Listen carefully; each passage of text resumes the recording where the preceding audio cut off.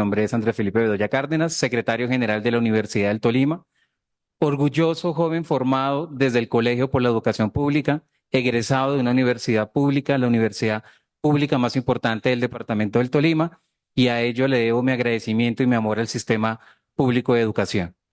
Y por ello es que es oportuno resaltar una serie de situaciones importantes que tenemos que traer a colación el día de hoy, señor presidente, que se encuentran en los documentos de ASCUN que se ha hecho estas reflexiones. Un primer ejercicio de pertinencia del proyecto de ley y un segundo ejercicio sobre los riesgos de constitucionalidad que tiene este proyecto de ley, en el sentido de que si no corregimos unas situaciones con el que viene el proyecto de ley, vamos a generar unos riesgos y unas afectaciones lamentables en el sistema de educación que va a generar un retroceso representativo en lo que ha avanzado el sector en estos últimos 30 años. La primera pregunta que tendríamos que hacernos es si Colombia necesita un proyecto de ley de educación superior más allá de porque la ley 115 del 94 en su artículo 9 haya dispuesto que se requiere una ley estatutaria de educación. Y había que hacer un análisis de pertinencia. Por supuesto, tenemos una serie de problemas y necesidades, pero también necesitamos avanzar a los problemas y los desafíos que vienen. Si el propósito del proyecto de ley estatutaria es reconocer a la educación como un derecho fundamental, esta discusión sería pertinente, pero para los años 90. En la Colombia del 2024 necesitamos avanzar en los desafíos del sistema. Necesitamos resolver las inequidades y las desigualdades que día a día se ve tanto en el sector público como en el sector privado. Y de ahí es importante pues preguntarnos si todos estos documentos, a todos se nos fue entregado las 10 claves del proyecto de ley estatutaria. La pregunta es si estos 10 puntos no los recoge actualmente el sistema sin necesidad de una ley estatutaria. Al margen de que hoy por hoy en el sistema normativo la educación media no sea obligatoria, ya nos hemos dado cuenta en el sector que la obligatoriedad no disminuye los indicadores de deserción. De manera que podríamos pensarnos, ¿será que estos 10 puntos claves del proyecto de ley ya no están resueltos en el sistema? ¿Ya no hemos avanzado en estos 30 años en procurar que estos 10 apuntes estén? Y si ya están en el sistema hoy por hoy, pues la pregunta sería, ¿será que el proyecto de ley tiene que recoger lo que ha ocurrido en los últimos 30 años como si fuera un ejercicio de narrativa del sistema? ¿O tendríamos que proponernos unos desafíos y un análisis de perspectiva hacia futuro? A continuación, en un segundo bloque, unos riesgos constitucionales. Me permitirá aquí ser muy rápido.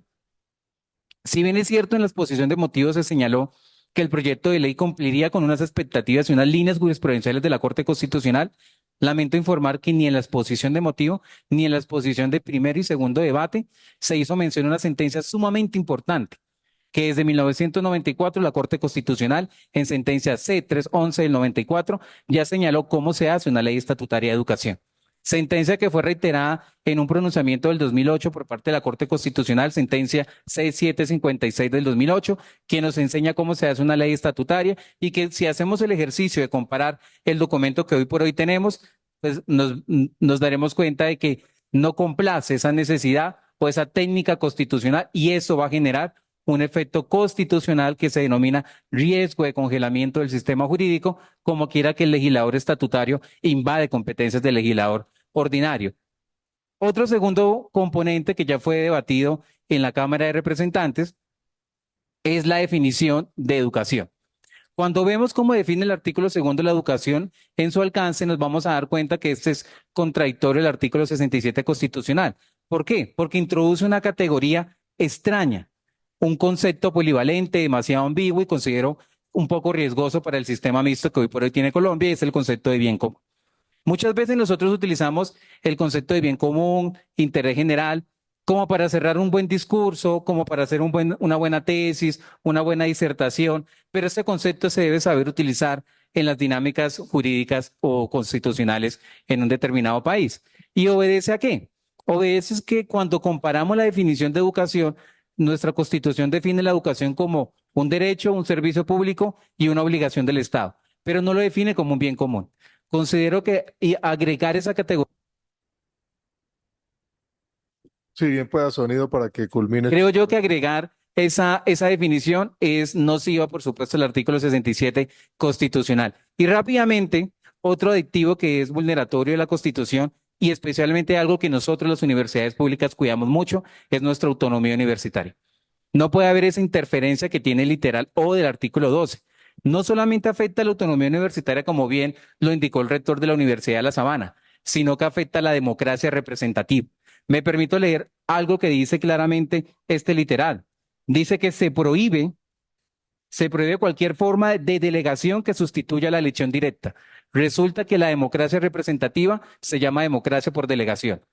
Prohibir la delegación de las elecciones directas es prohibir la democracia por representación y creo que en este cuerpo colegiado no amerita explicar lo vulneratorio que sería violar la democracia representativa. La Corte Constitucional ya avanzó en cómo se debe de determinar una universidad y creo que este tipo de intervenciones afectaría nuestra autonomía universitaria. Hasta ahí dejaría, señor presidente. Muchas gracias, secretario. Universidad del Tolima. La doctora Luz Karime Abadía, la decana de Ciencias Económicas